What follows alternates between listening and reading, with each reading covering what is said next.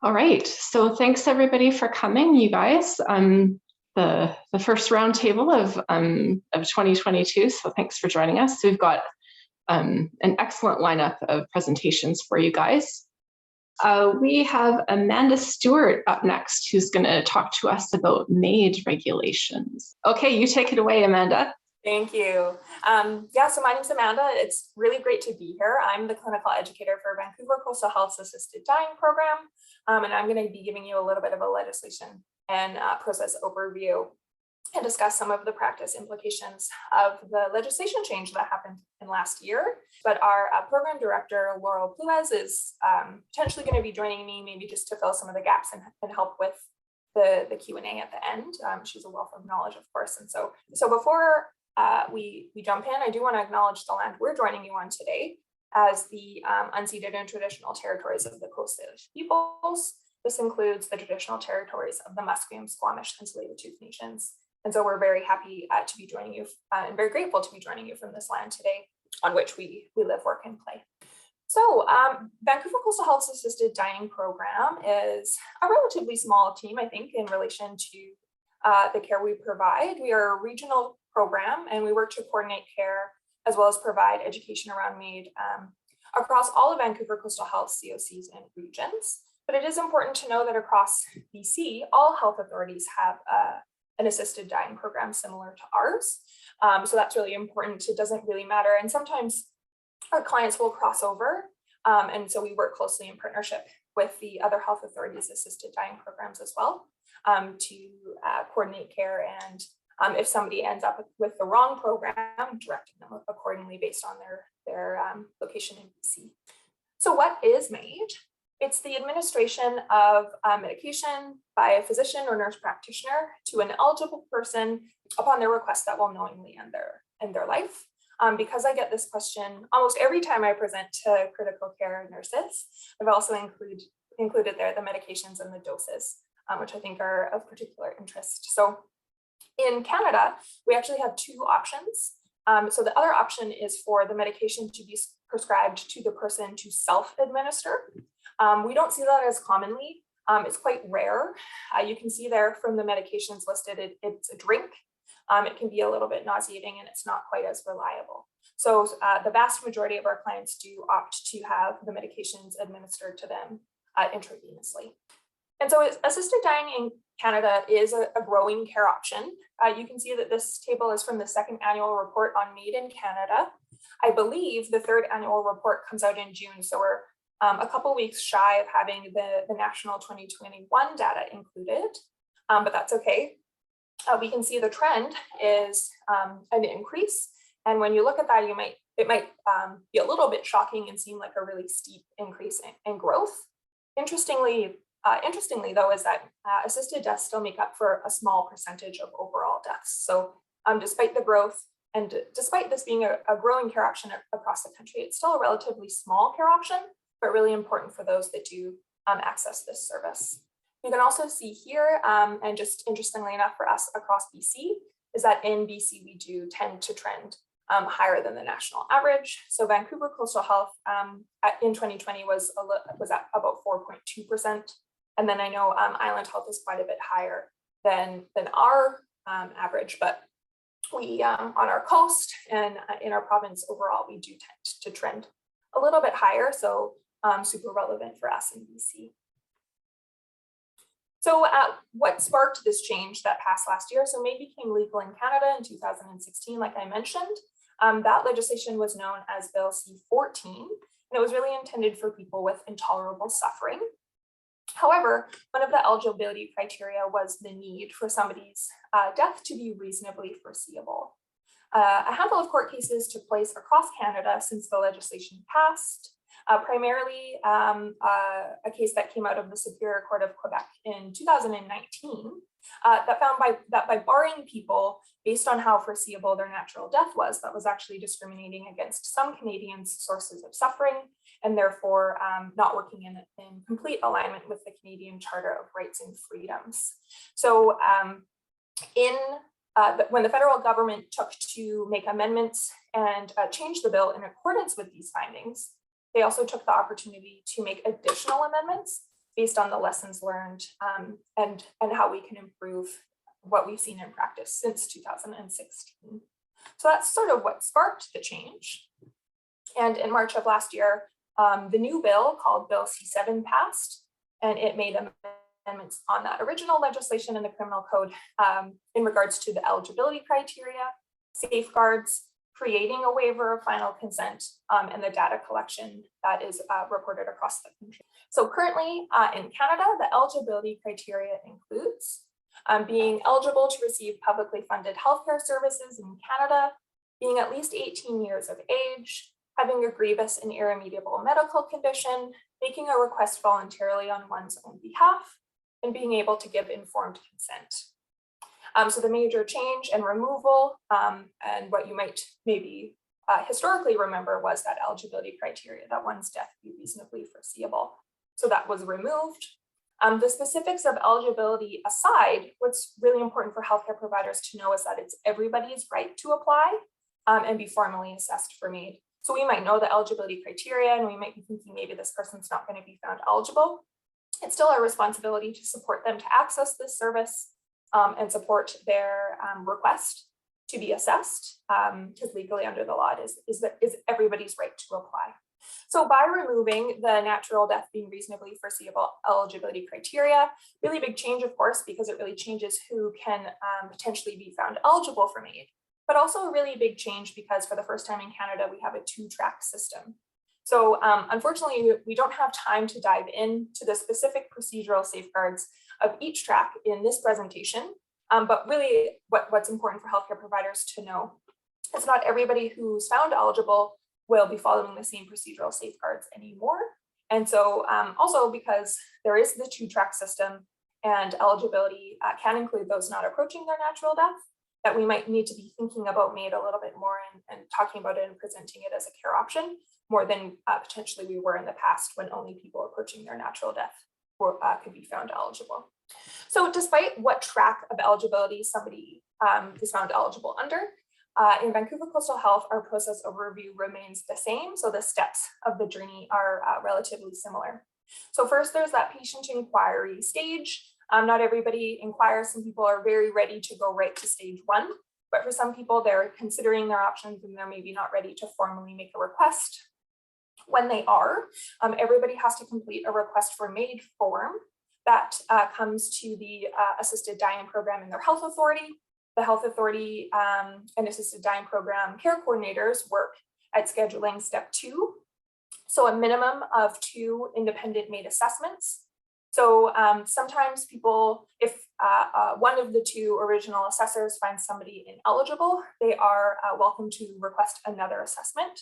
And it just takes a minimum of 2 assessors to agree that somebody is eligible for them to be able to move forward. We don't have an arrow between step 2 and step 3. In Vancouver Coastal Health, we see that of all the clients who inquire or request to be assessed, only about half will end up having an assisted death. So that's really interesting, and I don't think super common knowledge either. Not everybody who applies, and even everybody who will be found eligible, will have an assisted death. Those that do receive their assisted death, and then also receive after death care, which looks very similar to the after death care we provide for a natural death. What I think is super important also on this process overview is that arrow at the bottom, which says healthcare teams continue to provide usual care. And you'll notice that arrow is across the whole process. So we hear from our clients that sometimes they've delayed their access, or I'm sure even don't access assisted dying at all, because they're worried that by doing so, their care will change. They don't want to offend the healthcare teams that are taking such good care of them. They don't want people to try to convince them to explore other care options. And they don't want the options presented to them or other doors to close just because they're exploring this care option. I think there's maybe a natural tendency to think if somebody's found eligible or exploring this care option that perhaps we should change our approach to care and consider them maybe more palliative or from a comfort care lens. And that, of course, that's okay, as long as it's in alignment with their goals of care. Not everybody who applies and not even everybody who is eligible will have an assisted death. For some people, it's really a sort of a back pocket care option, and they may never actually set a date. They just feel a big sense of relief knowing that if and when, should their suffering continue or get worse, they have this option available in their back pocket. But in the meantime, potentially even being more open to explore active treatments. So we can't really, we don't want to see a change in their care unless, of course, it's in alignment with their goals and the approach that they want. Amanda, can I just address a question that's in the comments? Sure. So thanks, Vinny, for the question.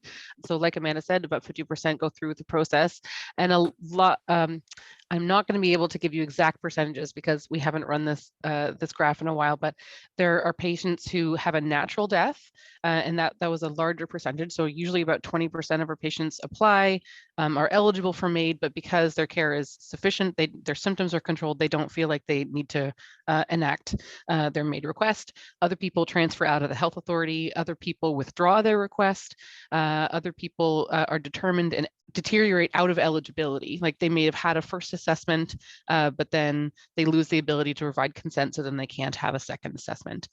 So those are some of the categories for you. So big change last year. Some of the practice implications we've seen are a continued increase in cases. So we know that each year there's a little bit of growth, and when we look ahead at other countries that have had assisted dying longer than Canada has, we do know to expect eventually a plateau. But for right now, it's still new in Canada and ever changing. So we knew to expect an increase in cases. The Government of Canada predicted an sort of extra increase with track 2 of about 15%. In Vancouver Coastal Health, we saw closer to 7% of the clients we cared for in 2021 were track 2. So continued increase and a little bit more increase than just the yearly increase based on track 2, but interestingly still a small percentage despite such a big change. And then we definitely saw more complexities and comorbid mental illness. So some of the conditions we see in track 2 are things like chronic pain and somatic syndromes, fibromyalgia, degenerative disc disorder, and the population potentially slightly younger and with some comorbidity of mental illness. So these cases had some complexities and were very dynamic.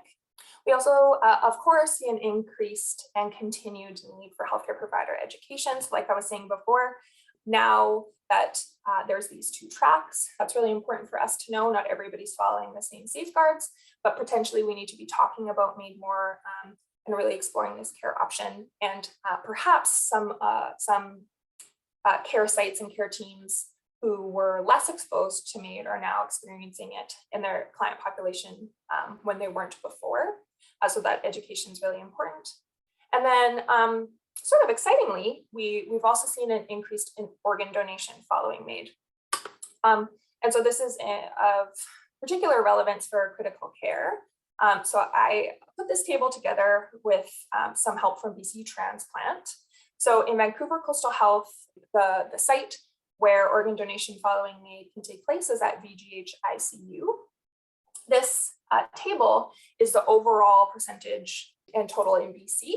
And you can see in 2021, when the legislation changed, there was a big spike in cases. And I think that speaks to the population, as well as maybe word of mouth and understanding that this option is now available for people following their assisted death. In 2022, so far there's only been 2, but there are 9 cases pending. So people who are considering are somewhere in the process of determining. Of course, being willing to donate your organs after MAiD really does change your options for your assisted death. It does have to take place at VGH in the ICU very close to the OR.